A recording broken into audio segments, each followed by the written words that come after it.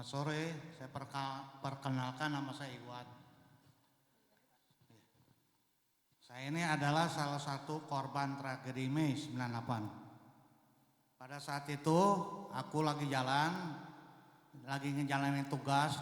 Saat itu aku bekerja sama kakakku. Tanggal pagi harinya, tanggal 14 itu aku diteleponin oleh kakakku. Maksud dan tujuannya suruh menagih. Setelah itu saya datangin ke rumahnya, lalu saya bawa bon-bon yang akan ditagihnya itu. Setelah itu aku menuju ke Bekasi, nagih sampai jam 3 ternyata dapat uang cash tuh 300 juta saat itu. Begitu udah dapat 300 juta, kemudian niat saya itu saya ingin kembali ke tempat kakak lagi yang di Glodok itu. Kemudian saya lihat dalam perjalanan itu ada satu kelompok yang parahnya di Pulau Gadung. Saya lagi jalan, tiba-tiba langsung mau diberhentikan motor aku. Kemudian yang nggak disangka punya di depan STM Poncol di samping Senen itu ada 20 orang. Tiba-tiba memberhentikan motor aku. Ciri-cirinya tinggi besar, perawakan kayak aku ini begini cepak. Lalu aku jatuh mental motornya, termasuk aku juga jatuh, boro-boro ditolongin.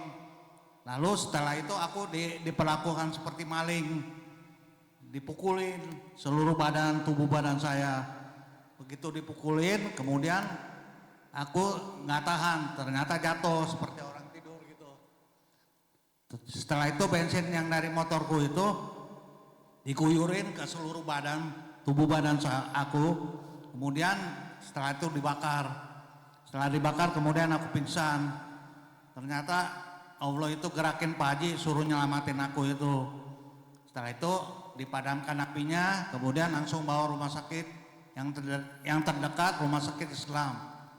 Setelah itu masuk ke UGD, setengah jam kemudian sadar. Setelah sadar begitu aku lihat ini tadi dagingnya udah nggak ada, tinggal tulang. Ini masih pakai pen ini.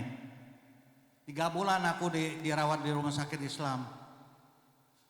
Nah, setelah 3 bulan kemudian aku pulang. Ini kedua kaki sempat mengecil karena nggak bergerak. Luka bakarnya cukup parah.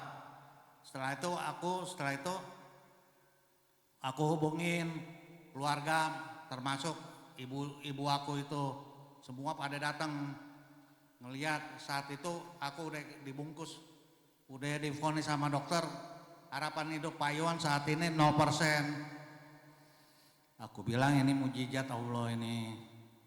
Nah, setelah itu dapat 3 bulan pulang sambil ngelatih. Terus setelah itu aku datengin ke tim relawan. Saat itu ketuanya Romo Sandiawan. Nah, setelah itu aku ditampung di situ, termasuk para korban yang Klender Jogja itu. Terus yang masih Trisakti semua. Jadi setiap bulan Mei aku memperingati di Pondok Rangon kuburan massal itu, yang termasuk yang diculik juga itu. Sampai detik ini masalah itu nggak ada titik temunya itu.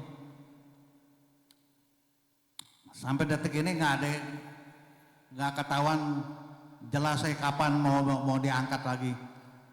Ya cukup kesaksian aku ini, ya cukup, terima kasih.